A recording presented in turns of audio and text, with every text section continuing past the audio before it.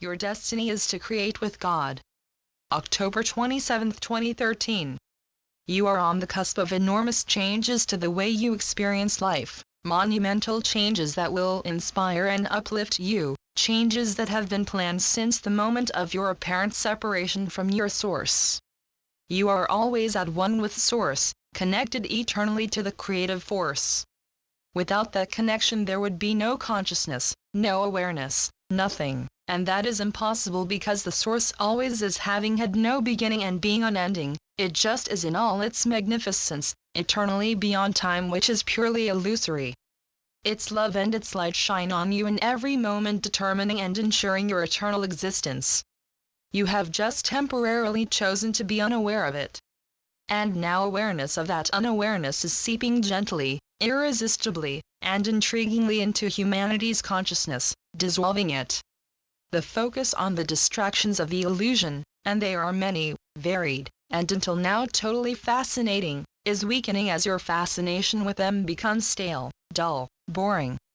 Instead, your natural creative talents are being aroused and demanding your attention, which is how it should be, because when they flow freely and spontaneously they bring you joy and satisfaction beyond measure.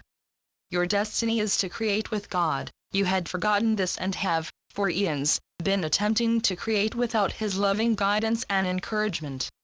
You have been attempting to go it alone, and by doing so you have placed incredible restrictions on your God-given talents and creative powers. This lack has led you to watch the apparent success of others with increasing envy and dissatisfaction, while they, driven by the self-same feelings, watch you with equal dismay. The result is that you have been competing viciously, instead of cooperating harmoniously and lovingly, thus constantly leading yourselves furiously along the path of bitterness and resentment that you frequently blame on God. But it is your path, you choose it and you re-establish it in every moment by your beliefs. Beliefs are very strong, however you always have the choice to change them, and to do so with the loving help of your guides, mentors, or angels will assist you in your awakening process.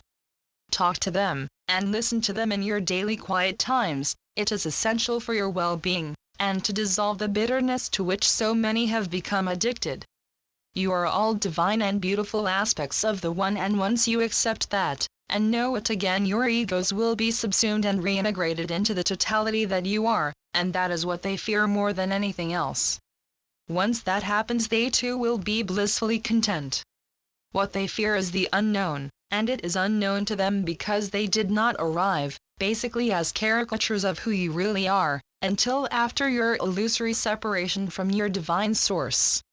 They know that the separation was an error, a big mistake, but they do not know why, and they fear retribution.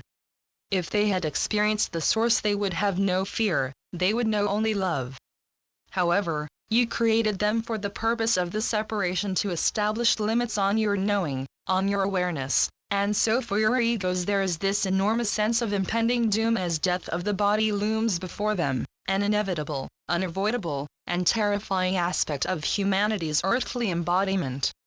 When you believe yourselves to be only bodies with short, limited, and basically unsatisfactory lives which you are always in danger of losing due to some personal or society-wide catastrophe, which is the picture that your egos present to you, you are effectively being press-ganged by your egos into striving to avoid the inevitable by whatever means you can imagine.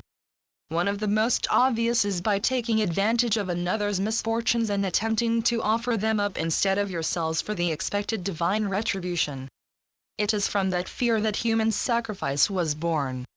That fear remains, and humans continue to sacrifice one another indiscriminately all over the world. On the whole, it is not called sacrifice, but enlightened self-interest. The only one who is going to look after you is you yourself. As light-bearers and way-showers, you are fully aware that there is a divine being, a source, God, who is love, and who loves you unconditionally in every moment. You are presently embodied to bring the energies of love to humanity by connecting with them and sharing them indiscriminately at all times.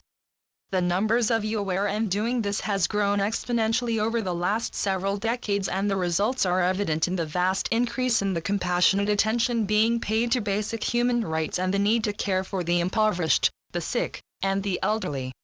This is compassion in action, and as the field of love in which it operates expands, more and more humans are linking together and starting to resolve these issues.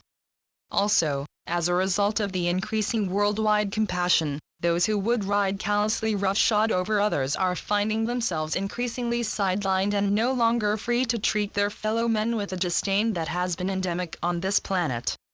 A collective conscience has evolved which is setting to rights the wrongs that have for so long been accepted as normal behavior. These are the uplifting signs that the new age has indeed dawned.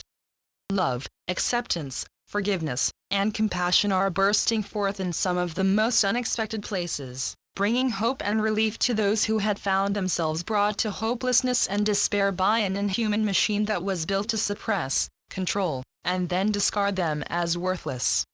That machine is collapsing, disintegrating, and being dismantled as the body politic discovers that humanity at large is no longer willing to sit quietly under that dismal and utterly unacceptable yoke of suppression. The light of God's love is spreading like wildfire across the planet, and it is inextinguishable. It embraces all in its path, drawing them to itself in tender-hearted and unconditional acceptance, demanding nothing and offering, as it always has, everything. Find that love burning brightly within yourselves when you take your time out for prayer, relaxation, or meditation. It is the life force, and it is yours, invested permanently within you if you will but open your hearts to receive it. It will never, for any reason at all, be withdrawn, because it is your Father's eternal gift to you. With so very much love, Saul. Channeled by John Smallman. johnsmallman.wordpress.com